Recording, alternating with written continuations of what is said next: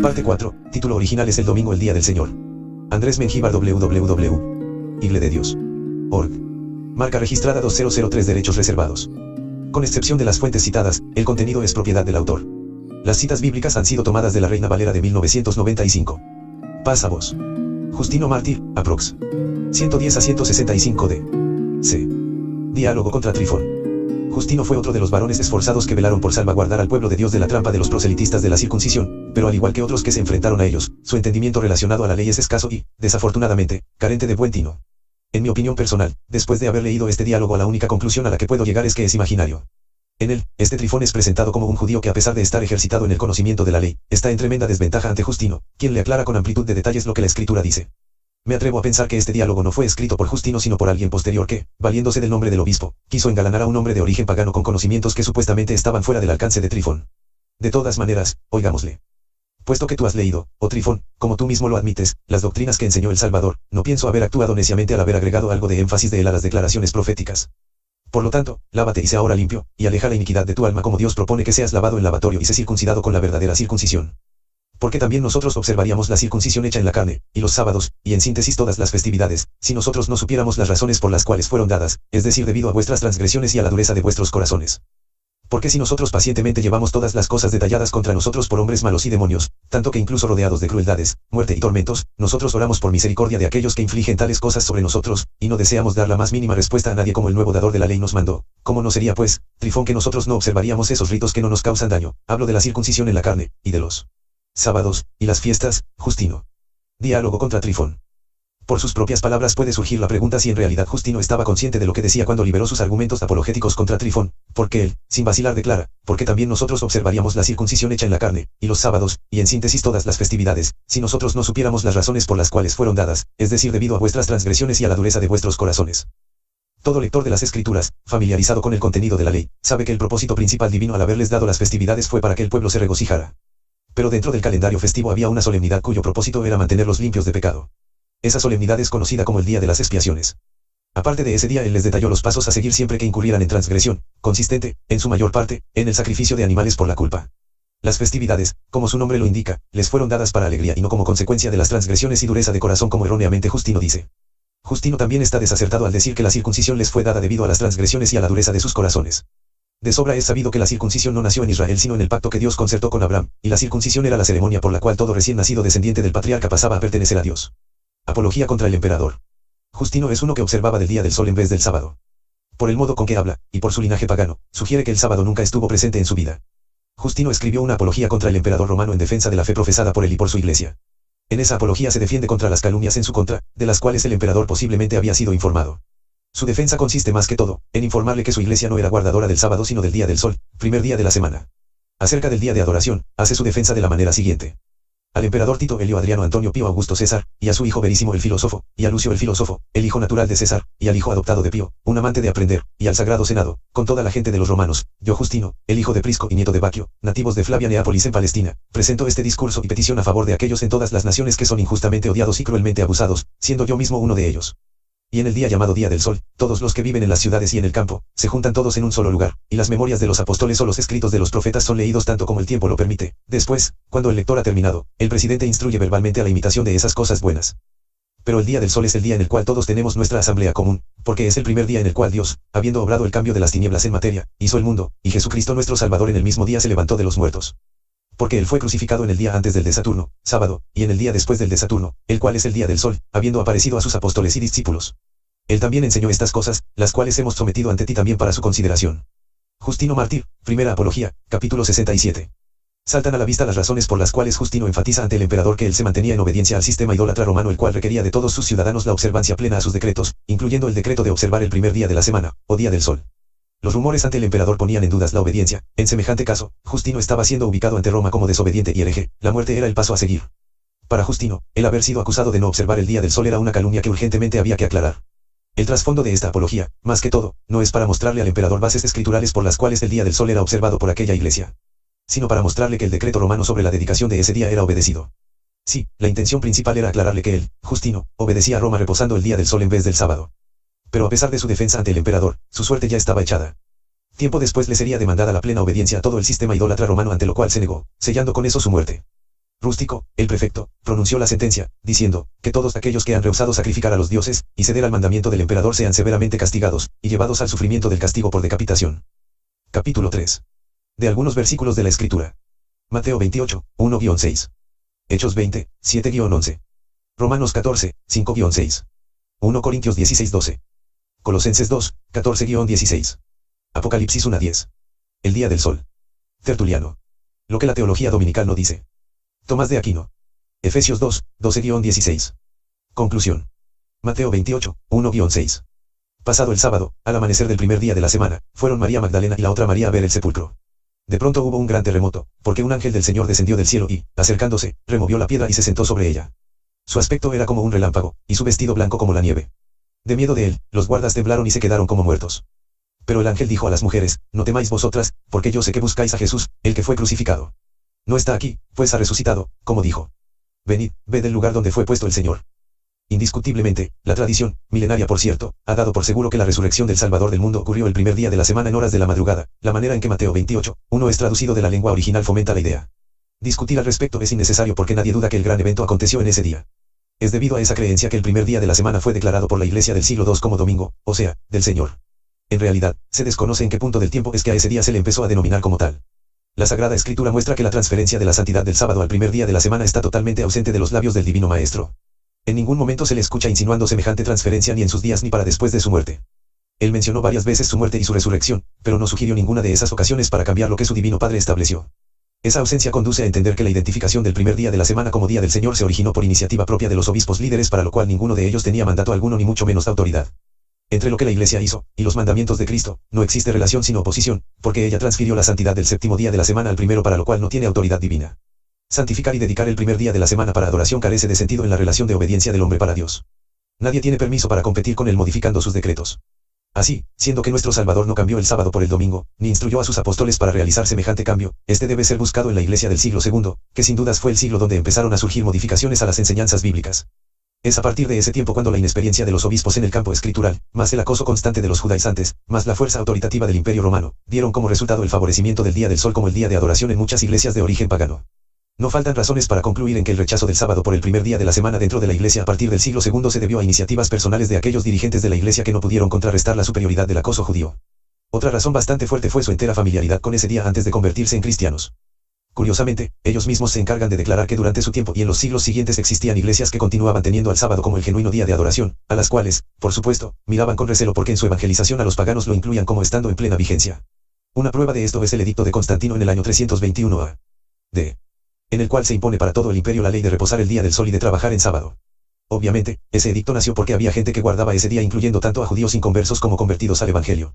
Uno de los más grandes enfatizadores de la adoración a Dios en el primer día de la semana, como se ha dicho antes, fue Justino Mártir, quien dedicó gran parte de sus escritos a combatir la observancia del sábado y a enfatizar el día del sol como el día para los cristianos. Con todo, cuando se lee en su diálogo contra Trifón y sus apologías puede advertirse con sobrada notoriedad que la anulación que él hace del día se basa en trasfondo ancestral y en su modo de interpretar la Sagrada Escritura, la cual, con decidido afán, se encarga de presentar como que en realidad dice lo que él entiende de ella. Sus escritos reflejan el disgusto que le causaban los judíos. Pero su intolerancia está plenamente mostrada hacia el sábado, al cual minimiza y destroza repetidas veces con verdadero desdén. Notoriamente, en ninguno de sus escritos lo valoriza con el sentir con que lo hizo el Señor Jesucristo, Marcos 2:28. En cambio, pondera el día del sol como su día de adoración. Justino era filósofo griego, era pagano convertido al cristianismo, que hablaba de la palabra de Dios sin poseer el sentimiento apostólico, pero que hablaba acerca del día del sol con denuedo y verdadero conocimiento de él. En resumen, aun si fuera cierto que el Señor haya resucitado en el primer día de la semana, el evento de ninguna manera puede ser tomado como argumento para cambiar lo que él ha diseñado. Si cambiar el día de reposo hubiera sido necesario, entonces Dios mismo se habría encargado de cambiarlo, y primero lo habría anunciado por medio de los profetas, Amós 3:7, pero nada de eso ha ocurrido. Todo continúa como fue diseñado desde el principio. Más bien, haber tomado la resurrección para fortalecer el sentimiento de adoración al sol es una excusa que surgió en el siglo II de nuestra era. Más adelante se muestra a Tertuliano escribiendo a la Iglesia, lamentándose de que el primer día de la semana no haya sido tomado para adorar a Cristo sino como continuación del culto al sol. Hechos 20, 7-11. El primer día de la semana, reunidos los discípulos para partir el pan, Pablo, que tenía que salir al día siguiente, les enseñaba, y alargó el discurso hasta la medianoche. Había muchas lámparas en el aposento alto donde se hallaban reunidos. Un joven llamado Eutico estaba sentado en la ventana, y rendido de un sueño profundo por cuanto Pablo disertaba largamente, vencido del sueño cayó del tercer piso abajo, y fue levantado muerto. Entonces descendió Pablo y se echó sobre él, y abrazándolo, dijo, no os alarméis, pues está vivo. Después de haber subido, partió el pan, lo comió y siguió hablando hasta el alba, y luego se fue. La base para creer que en esa ocasión se celebraba el memorial es la mención que se hace de los discípulos que se reunieron para partir el pan. Según la teología de la Santa Cena Dominical, esa frase hace alusión al partimiento del pan realizado por el Maestro en su memorial. Pienso que debiera reflexionarse en que esa frase no fue dicha por Cristo, ni mucho menos la dejó como clave para mencionar el memorial, más bien fueron los evangelistas quienes la escribieron como parte de su relato. Si habiéndola dicho ellos es posteriormente tomada para decir que en Hechos 20, 7-11 era el memorial el que se celebraba, entonces habría que creer que Pablo celebraba el memorial a cualquier hora, en cualquier lugar, él solo o junto a cualquier persona, ya que Hechos 27 horas y 35 minutos dice, y dicho esto, tomó el pan y dio gracias a Dios en presencia de todos, lo partió y comenzó a comer. Partir el pan es una expresión común para referirse a tomar los alimentos. Hechos 2:46 también la menciona sin que por ello signifique celebrar el memorial, porque habría de significarlo al haber sido mencionada en Hechos 20, 7-11. Notoriamente, el relato de Hechos 20, 7-11 no menciona que haya habido repartimiento de vino, que es el segundo elemento base del memorial. Porque si en verdad era el memorial el que Pablo iba a celebrar, debió haber mencionado también el vino, que junto con el pan es elemento base, pero no lo menciona. Lo que el texto transcrito fuertemente sugiere es una cena de despedida, la cual, si se observa la escena, para Pablo, esa cena era de secundaria importancia, prueba de eso es que él alargó el discurso hasta la medianoche. Para él, lo más importante no era cenar sino predicar la palabra. De haber sido el memorial el que iba a ser celebrado, seguramente le habría dado toda la prioridad requerida, porque siendo una doctrina fundamental para la fe de la Iglesia, él la habría enfatizado en lo posible. En realidad, para establecer el memorial tomando como base Hechos 20, 7-11, se requiere de mucha imaginación, nada de exégesis y nada de hermenéutica. De acuerdo con Hechos 26, los días de los panes sin levadura habían terminado varios días antes. Esa fiesta israelita era celebrada del 15 al 22 de Nisan, el día 14 se debía celebrar la Pascua, la cual por cierto, fue tomada por el Señor para su memorial. Si a los 5 días mencionados en Hechos 26, se le suman los 7 días de los panes sin levadura resultan 12 días, entonces significa que cuando Pablo se reunió para partir el pan, habían transcurrido no menos de 12 días desde que el memorial había sido hecho. Pablo realizó el memorial en Filipos. Eusebio de Cesarea declara que en la iglesia del siglo II la fecha del memorial continuaba siendo el 14 de Nisan. Por consiguiente, el argumento acerca de una supuesta celebración del memorial en la narración de Hechos 20, 7-11 no es válido. El argumento también fracasa pues el memorial debe ser celebrado a partir de la puesta del sol, tal como el ejemplo dado por el maestro. Más por la descripción proporcionada en Hechos, ese partimiento del pan ni fue realizado a partir de la puesta del sol, ni mucho menos aquella reunión era relevante. Incluso la medianoche ya había pasado y Pablo aún continuaba predicando, solo se sentó a comer hasta después de haber atendido a Tíquico que cayó de la ventana donde se encontraba. Romanos 14, 5-6. Uno hace diferencia entre día y día, mientras que otro juzga iguales todos los días. Cada uno esté plenamente convencido de lo que piensa. El que distingue un día de otro, lo hace para el Señor, y el que no distingue el día, para el Señor no lo hace. La frase entre corchetes no forma parte del texto griego. Menciona este texto al primer día de la semana como habiendo sido adoptado por los cristianos romanos. No. ¿Está Pablo autorizándoles a elegir el primer día de la semana? No. ¿Está el texto diciendo que Pablo toma como cosa normal el que los cristianos romanos decidan qué día reposar? No. ¿Sugiere el texto que cada persona tiene libertad para guardar el sábado o el primer día de la semana según el gusto personal? No. Por la simple lectura claramente se ve que Pablo no está diciendo que los romanos decidían qué día reposar. Su frase, uno hace diferencia entre día y día, no es base para eso a menos que al leer el texto se decida darle esa interpretación. En realidad, el texto puede ser tomado como base para tener libertad de elegir cualquier día de reposo según el gusto personal solo si se piensa que de eso es que Pablo está hablando. Desde ese ángulo es aceptable pensar que se puede reposar cualquier día siempre y cuando se haga para agradar al Señor. Razonando de esa manera puede argumentarse que Pablo autoriza a cada persona para que establezca el séptimo día como su día preferido, o el primero, o segundo o cualquier otro día. Después de todo, cualquier día semanal que elija lo hace para el Señor. Razonar que Pablo deja en libertad a la persona para decidir es cargarlo diciendo que para él no es Dios quien establece cómo obedecerle, sino que cada persona establece sus propias reglas aunque no sean del agrado de Dios. Si el texto es examinado cuidadosamente, entonces pueden notarse dos cosas. Primero, la ausencia de referencias a la ley es total, lo cual conduce a pensar que el asunto sobre el cual está hablando no tiene ninguna relación a ella. Incluso no menciona en lo absoluto que el asunto tratado tenga que ver con la voluntad de Dios, por el contrario, sus palabras se relacionan con la voluntad humana.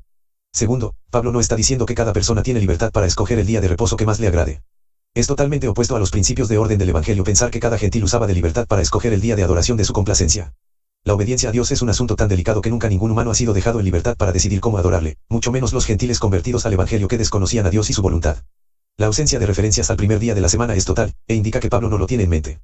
A Israel le fueron dadas muchas leyes por medio de las cuales conoció cómo obedecer y agradar a Dios. Habría sido posible que a los gentiles que habían sido adoradores de dioses, incluyendo al sol invicto y servidores de cultos diabólicos se les estuviera diciendo que quedaban en libertad para que ellos escogieran el día de su preferencia. Semejante cosa no forma parte del pensamiento paulino.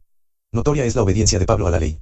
Su opinión es que la ley es santa, y el mandamiento santo, justo y bueno, Romanos 7:12, y entendiendo el que lo abolido por Cristo fueron los sacrificios expiatorios por el pecado y las justificaciones por medio de holocaustos, y no mandamientos morales entre los cuales está el sábado, entonces se vuelve necesario para la teología explicar cuál es la base sobre la cual demostrar que Romanos 14:56 está declarando el sábado como abolido y el primer día de la semana como instituido. En realidad, Romanos 14, 5-6 no es base para afirmar que los apóstoles recomendaron la observancia del primer día de la semana. Romanos 14, 5-6 no habla ni acerca del sábado ni del primer día de la semana. 1 Corintios 16, 1-2. En cuanto a la ofrenda para los santos, haced vosotros también de la manera que ordené en las iglesias de Galacia. Cada primer día de la semana, cada uno de vosotros ponga aparte algo, según haya prosperado, guardándolo, para que cuando yo llegue no se recojan entonces colectas. Las preguntas a formular son, ¿sugiere este texto que los cristianos en Corinto adoraban a Dios en el primer día de la semana? ¿Sugiere este texto que la iglesia celebraba sus reuniones el primer día de la semana? Las respuestas son no, no son base bíblica para enfatizar eso. Basta una lectura sencilla para mirar que 1 Corintios 16, 1-2 no está mencionando en lo absoluto reuniones congregacionales. Ni siquiera una vaga referencia a ellas es sugerida. La frase cada primer día de la semana cada uno de vosotros aparte algo es sencilla y no debiera ser ajustada hasta hacerla aparecer como que los corintios debían recoger algo cuando estuvieran en la iglesia. Según sus propias palabras, Pablo está empeñado en recoger donativos para los pobres de la iglesia en Jerusalén. Algunos de esos donativos serían llevados por él, otros, como en el caso de los corintios, podían ser llevados por una delegación nombrada por esa iglesia. Como quiera que sea, el punto principal es recoger la ofrenda, la cual él recomienda sea hecho junto a sí mismo, como el texto griego dice, pero él ni sugiere ni mucho menos ordena que para recogerlas había que celebrar un servicio religioso hogareño en ese día. Él dice que debían recogerlas en sus hogares y que al tiempo señalado debían estar listas para que cuando yo llegue no se recojan entonces ofrendas, 1 Sioar. 16:2. En sí, la palabra reunión, o servicio, o iglesia, o recoger una ofrenda en una reunión eclesial están ausentes. El texto no dice que la iglesia se reunía el primer día de la semana. El argumento a favor del primer día de la semana podría surgir que al principio los cristianos tenían sus reuniones en las casas en ese día, y por lo tanto, la orden de Pablo de recoger aquellas ofrendas en las casas es base segura para demostrar que la iglesia se reunía el primer día de la semana. Es verdad que durante las primeras décadas de la iglesia las reuniones eran en los hogares, con todo, el caso de los corintios queda excluido ya que Pablo claramente dice que ellos no se reunían en casas particulares sino en lugares preparados al respecto. Véase 1 Corintios 11, 20-22. Colosenses 2, 14-16. Él anuló el acta de los decretos que había contra nosotros, que nos era contraria, y la quitó de en medio clavándola en la cruz. Y despojó los principados y las autoridades y los exhibió públicamente, triunfando sobre ellos en la cruz. Por tanto, nadie os critique en asuntos de comida o de bebida, o en cuanto a días de fiesta, luna nueva o sábados. El punto principal por el cual este texto es importante para la validez del primer día de la semana, es la mención de los sábados. Si bien es cierto que su mención de ninguna manera es referencia al séptimo día de la semana, mucho menos fue escrito con intenciones de sugerir permiso para que la Iglesia de las Naciones, junto con los obispos, adquirieran permiso para continuar prefiriendo el primer día de la semana. Indiscutiblemente, el primer pensamiento que salta en la mente es que el texto sugiere libertad personal para no guardar el séptimo día de la semana. Lo primero que debiera de hacerse, si es que en verdad hubiera interés por conocer el tópico al cual Pablo se refiere, sería estudiar detenidamente cuál fue esa acta de los decretos, o, como dice el texto griego, documento manuscrito y ver las razones por las cuales Pablo dice que era contra nosotros. Curiosamente, siendo judío, Pablo se incluye a otros judíos e incluye a la iglesia cuando dice que ese documento manuscrito les era contrario, o sea, contenía aspectos que por sus funciones y naturaleza estrictamente nacional israelita se oponía al esquema universal traído por Cristo. El documento manuscrito era contrario a nosotros, o sea a judíos y a paganos porque se oponía a que ambos pueblos pudieran formar uno solo, el cual es llamado Iglesia de Dios, 1 Corintios 10:32. La perspectiva contenida en el nuevo pacto traído y validado por la divina sangre en la cruz, abrió definitivamente nuevos y más amplios horizontes. Esos horizontes fueron de reconciliación entre dos pueblos que durante muchísimas centurias vivieron cada uno por su lado. Cristo no quitó ni invalidó ninguna ley ni el poder de muerte que posee sobre los humanos en general, de otra manera como juzgará Dios al mundo. Pero se la quitó, o se la anuló para que no tenga efecto sobre los humanos que aceptan el nuevo pacto, espero que se entienda esto. En la frase, nadie os critique en asuntos de comida o de bebida, o en cuanto a días de fiesta, luna nueva o sábados, ese nadie se refiere a los judíos tradicionalistas que tomaban la ley a su manera, y desde ese ángulo criticaban y reprobaban a quienes, según ellos, no obedecían la voluntad divina. Por lo tanto, es un error de catastróficas consecuencias que las palabras de Pablo respecto a las críticas de los judaizantes sean tomadas como motivación para rechazar la observancia del séptimo día de la semana. Otro punto interesante se encuentra en la mención de comida o de bebida, o en cuanto a días de fiesta, luna nueva o sábados. Todo eso se refiere a un solo aspecto, las festividades celebradas por el pueblo israelita. Parece ser que debido a que los gentiles convertidos a Cristo no las celebraban eran motivo de señalamientos reprobantes por parte de los judíos que deseaban atraerlos para circuncidarlos y convertirlos en prosélitos. Todo eso, aunque fue quitado de en medio por Cristo, es sombra de lo porvenir, y lo es porque de acuerdo a los profetas, las festividades mesaques volverán a ser celebradas en el reino de Cristo, en el cual tanto Israel como las fiestas mesaques volverán a tener importancia. Ciertamente, esas fiestas fueron quitadas de en medio porque era necesario formar un pueblo en el cual ninguna raza tuviera predominio o importancia. Por ende, la explicación que hace Pablo es crítica para entender el tipo de pueblo que Dios desea para sí, un pueblo libre de sentimientos humanos en los cuales las clases y los privilegios dados para determinado tiempo quedaran enteramente excluidos. La santidad y honra del séptimo día de la semana permanece inalterable. No importan las interpretaciones que los judíos le hayan dado, lo que importa es el sentido que Dios le dio. Si Pablo menciona esas comidas, bebidas, días de fiesta, lunas nuevas y sábados, entonces no está refiriéndose al séptimo día de la semana, de otra manera él sería específico en mencionarlo. Apocalipsis 1:10. Estando yo en el Espíritu en el día del Señor oí detrás de mí una gran voz, como de trompeta. Declarar que Juan, en Apocalipsis, es el primero de los apóstoles que se refiere al primer día de la semana como día del Señor, es uno de los más grandes regalos que la teología dominical se ha hecho a sí misma a través de los siglos. Al seguir la tradición nadie discute al respecto, tampoco pone en tela de dudas que la teología está correcta. Con todo, ¿qué tan cierto es que cuando Juan menciona el día del Señor se esté refiriendo al primer día de la semana? la teología dominical no lo puede probar por carecer de bases. Véase por qué, la frase Día del Señor, Kyriake Emera, no identifica un día semanal específico. Debido a eso, la declaración es tomada por un segmento del cristianismo para aplicarlo a un lapso indefinido de tiempo en el cual aparecen en detalle varias escenas escatológicas. Para ese segmento, el día mencionado por Juan no es uno de 24 horas sino un tiempo indefinido. Actuando imparcialmente puede decirse que ese punto de vista es aceptable y muy difícil de rechazar. Con todo, el otro segmento, quizás mayoritario, toma esa misma frase con énfasis para aplicarlo al primer día de la semana, cuyo argumento, por cierto, posee menos peso que el otro. Como quiera que sea, si se toma esa frase para aplicarla a un día de 24 horas, la realidad se mantiene, la frase Día del Señor no identifica al primer día de la semana. Si se quisieran seguir los pasos y el entendimiento apostólico respecto al verdadero Día del Señor, entonces hay que recordar que Juan escuchó a su maestro cuando declaró que él es Señor del sábado, Marcos 2:28, por lo tanto, si la frase Día del Señor fuera aplicada a un día semanal, el contexto bíblico conduce a entender que él se refiere al sábado. Lamentablemente la propaganda a través de los siglos, después de la muerte de los apóstoles, ha sido tanta a favor del primer día de la semana, al grado que al leer Día del Señor, Kyriake Emera en griego, Dominica Dais en latín, inmediatamente surge la idea de estar mencionando el primer día de la semana y no el sábado que de acuerdo a la palabra de Dios es el verdadero Día del Señor. Aunque en español el cristianismo llama al primer día de la semana, domingo, latín igual a de Señor, en inglés se ha mantenido su nombre correcto Día del Sol, o Sunday. Por eso, aunque en latín se diga Dominica Dais, eso de ninguna manera significa Señor del primer día como popularmente se sostiene. Esa frase simplemente significa Día del Señor. Otorgar mentalmente ese título al primer día de la semana no es base para establecer lo que Cristo nunca autorizó.